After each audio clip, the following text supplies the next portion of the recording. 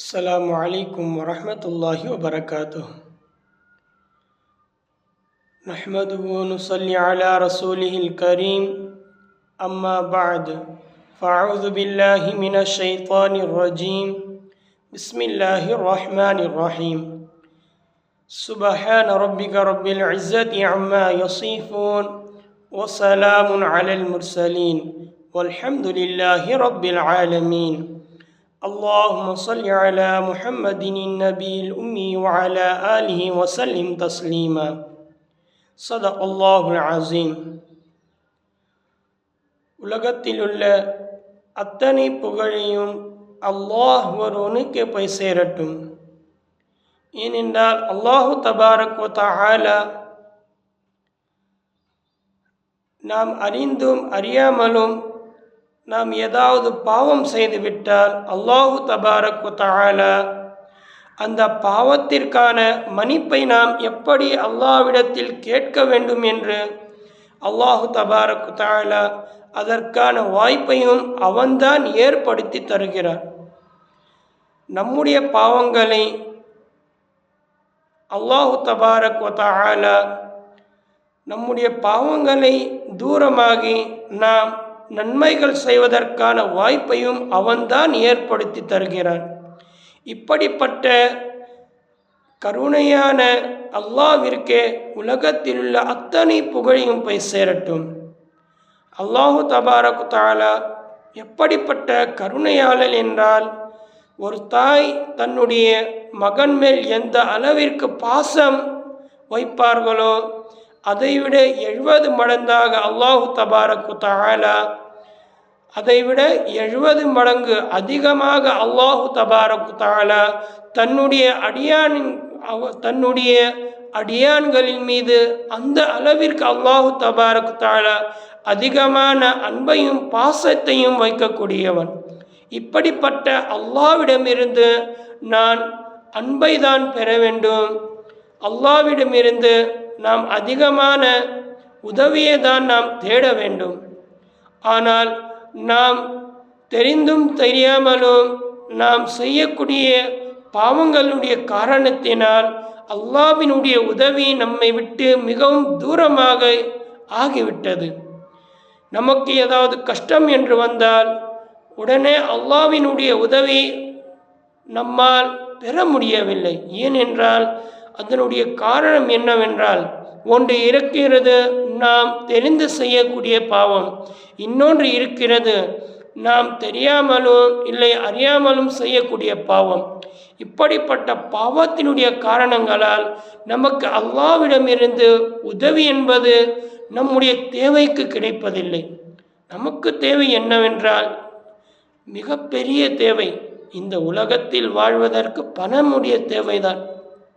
இப்படிப்பட்ட தேவைக்காக அல்லாஹ்வினுடைய உதவி நாம் நினைக்கும் போது ஏன் நமக்கு அல்லாஹ்வினுடைய உதவி கிடைப்பதில்லை? காரணம் என்ன? அப்படி நாம் என்ன தவறு செய்கிறோம்? அப்படி என்ன தான் நாம் பாவம் செய்கிறோம்? நாம் எப்படி இருந்தால் நமக்கு பணத்தினுடைய உதவி என்று வரும்போது அல்லாஹ் அதற்கான வாய்ப்பையை அதற்கான உதவியை செய்வான். நம்முடைய தேவைக்கு அல்லாஹு தபாரக் வ தஆலா எப்படி அந்த பணத்தினுடைய உதவி, நம்முடைய கஷ்டத்தை அந்த நேரத்தில் எப்படி அல்லாஹ் தூரமாக ஆக்குவான்? அதற்கு நாம் என்ன செய்ய வேண்டும்? அதே போல் நாம் என்ன செய்யக்கூடாது? நாம் அல்லாஹ்விற்காக நாம் ஒவ்வொன்றையும் அதாவது தியாகம் செய்ய வேண்டும். தியாகம் என்றால் அவ்வளோ பெரிய தியாகம் அல்ல. அதாவது நம்முடைய கண்களால் ஆகக்கூடிய பாவங்கள், அல்லாஹ் தபாரக் தஆலா இந்த கண்கள் எதற்காக கொடுத்தான் என்றால், தன்னுடைய குர்ஆனை பார்ப்பதற்கும் தன்னுடைய தீனுடைய காரியங்களை நன்மையுடைய காரியங்களை செய்வதற்கு நமக்கு உதவியாக இருக்கட்டும் என்றுதான் அல்லாஹ் தபாரக் தஆலா இந்த கண்களை கொடுத்தார். இதே கண்களை வைத்து நாம் தேவையில்லாத விஷயங்களை பார்த்தால், நாம் பாவத்தினுடைய காரணங்களை பார்த்தால், அந்த விஷயங்களை பார்த்தால் அல்லாஹ் தபாரக் தஆலா நமக்கு பணம் என்று வரும் அந்த கஷ்டத்தின் அந்த நேரத்தில் பணம் என்று தேவை என்று வரும்போது எப்படி அல்லாஹ் தபாரக் தஆலா அந்த நேரத்தில் உதவி செய்வான்?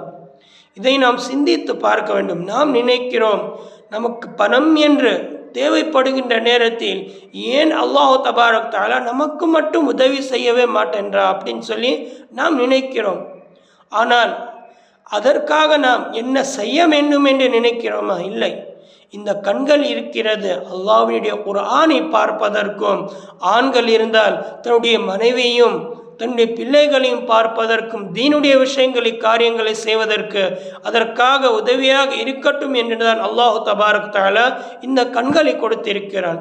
அதே போல் பெண்கள் இருந்தால் தன்னுடைய கணவரை பார்ப்பதற்கும், அல்லாஹ்வினுடைய குர்ஆனை பார்ப்பதற்கும், தீனுடைய விஷயத்தை செய்வதற்கு அதை உங்களுக்கு உதவியாக இருக்கட்டும் என்றுதான் அல்லாஹ் தபாரக் தஆலா இந்த கண்களை கொடுத்திருக்கிறான். அதே போல் இந்த கண்களை வைத்துதான் நாளை கியாமத்தாலில் நாம் அல்லாஹ்வினுடைய ஜியாரத்தையும் செய்ய முடியும். இந்த கண்களை நாம் அந்த அளவிற்கு சுத்தமாக வைக்க வேண்டும். அதே போல் இந்த காதுகளை அல்லாஹ் தபாரக் தஆலா கொடுத்திருக்கிறான்.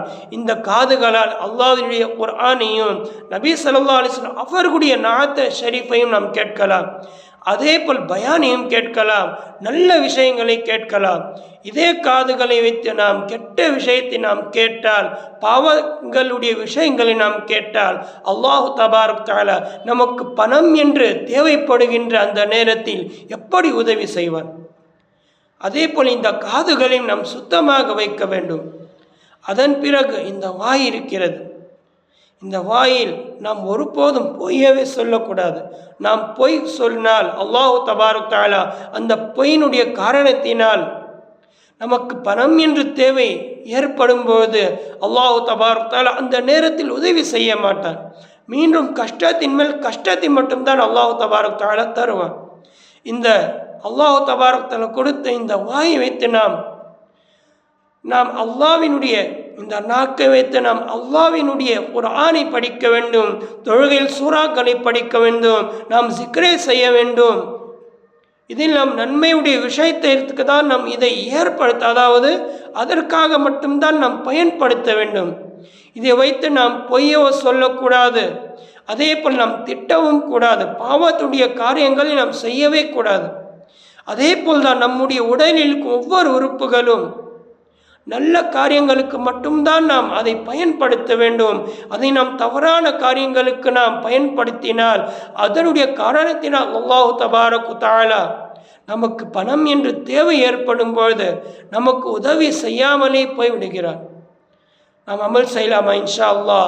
அல்லாஹ் தபாரக் தஆலா நம்முடைய உடலில் இருக்கும் அத்தனை உறுப்புகளும் நல்ல காரியங்களுக்காக, நன்மையுடைய காரியங்களுக்காக நம் எல்லோருக்கும் பயன்படுத்துவதற்கு அல்லாஹ் தௌஃபீக் செய்வானாக.